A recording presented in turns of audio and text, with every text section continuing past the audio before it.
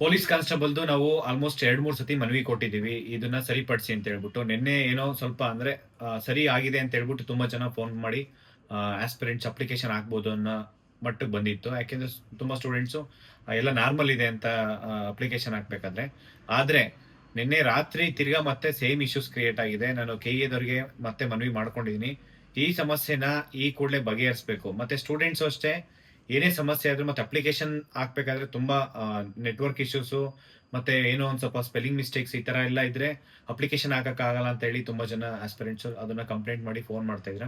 ನಾನು ನಿಮ್ಗೆಲ್ಲ ಒಂದು ಮನವಿ ಮಾಡ್ಕೊಂತೀನಿ, ಯಾವುದೇ ಕಾರಣಕ್ಕೂ ಓದೋದ್ರ ಬಗ್ಗೆ ಕಾನ್ಸಂಟ್ರೇಟ್ ಮಾಡಿ. ಮತ್ತೆ ಅಪ್ಲಿಕೇಶನ್ ಹಾಕ್ಬೇಕಾದ್ರೆ ಒಂದೆರಡು ಸತಿ ಟ್ರೈ ಮಾಡಿ ಮತ್ತೆ ನೆಟ್ವರ್ಕ್ ಇರೋ ಕಡೆ ಅಪ್ಲಿಕೇಶನ್ ಹಾಕಿ. ಪ್ಲಸ್ ಏನಾದರೂ ಸ್ವಲ್ಪ ನಿಮ್ಗೆ ಅಪ್ಲಿಕೇಶನ್ ಹಾಕಕ್ ಆಗ್ಲಿಲ್ಲ ಅಂತಂದ್ರೆ ಲಾಸ್ಟ್ ಡೇಟ್ ತನಕ ವೆಯ್ಟ್ ಮಾಡೋಣ. ಸಪೋಸ್ ಅಪ್ಲಿಕೇಶನ್ ಹಾಕಕ್ಕಾಗ್ಲೇ ಇಲ್ಲ ಅಂತಂದ್ರೆ ಅಟ್ಲೀಸ್ಟ್ ಅಪ್ಲಿಕೇಶನ್ ಹಾಕೋ ಡೇಟ್ ಒಂದ್ ಸ್ವಲ್ಪ ದಿನ ಎಕ್ಸ್ಟೆಂಡ್ ಮಾಡ್ಸೋಂತ ಕೆಲಸ ನಾವು ಮಾಡ್ತೀವಿ. ಮತ್ತೆ ಯಾವುದೇ ಕಾರಣಕ್ಕೂ ಏನೇ ಮಿಸ್ಟೇಕ್ಸ್ ಇದ್ರು ನಾನು ಕೆಇದವರೆಗೂ ಇದನ್ನೇ ಮನವಿ ಮಾಡ್ಕೊಂಡಿರೋದು, ಎಡಿಟ್ ಆಪ್ಷನ್ ಕೊಡಿ ಅಂತ ಹೇಳ್ಬಿಟ್ಟು. ಎಡಿಟ್ ಆಪ್ಷನ್ ತುಂಬಾ ಜನ ಕೇಳ್ತಿದ್ದಾರೆ. ಯಾಕೆಂದ್ರೆ ಡೇಟ್ ಮಿಸ್ ಮ್ಯಾಚ್ ಇರ್ಬೋದು, ಮತ್ತೆ ಆರ್ ಡಿ ನಂಬರ್ ಇರ್ಬೋದು, ಈ ತರ ಎಲ್ಲ ಸಮಸ್ಯೆ ಕ್ರಿಯೇಟ್ ಆಗಿದೆ. ಇದು ಕೆಇಎ ಇಂದ ಎಕ್ಸಾಮ್ ನಡೆಸ್ತಾ ಇರೋದು ಇದು ಮೊದಲನೇ ಬಾರಿ ಅಂತಂದ್ರೆ ಇಷ್ಟೊಂದು ಮಿಸ್ಟೇಕ್ಸ್ ಇರೋದು.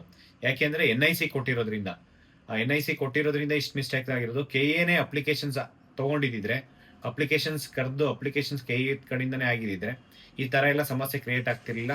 ಇದನ್ನ ಕೆಇಎದವರು ಈ ಕೂಡಲೇ ಸಮಸ್ಯೆ ಬಗೆಹರಿಸಬೇಕಂತ ಹೇಳ್ಬಿಟ್ಟು ನಾವು ಸಾಕಷ್ಟು ಬಾರಿ ಮನವಿ ಮಾಡ್ಕೊಂಡಿದೀವಿ. ಇವತ್ತು ಅಷ್ಟೇ ನಾವು ಮನವಿ ಮಾಡ್ಕೊಂಡಿದೀವಿ. ಇದನ್ನೇನಾದ್ರೂ ನಾಳೆ ನಾಡ್ದು ಅಂದ್ರೆ ನಾಳೆ ಸಾಟರ್ಡೆ ಸಂಡೇ 2 ದಿನದಲ್ಲಿ ಸರಿಪಡಿಸಿಲ್ಲ ಅಂತಂದ್ರೆ ಮುಂದೆ ಏನ್ ಮಾಡ್ತೀವಿ ಅಂತ ಹೇಳಲ್ಲ, ಮಾಡಿ ತೋರಿಸ್ತೀವಿ. Thank you so much. ನಮಸ್ಕಾರ.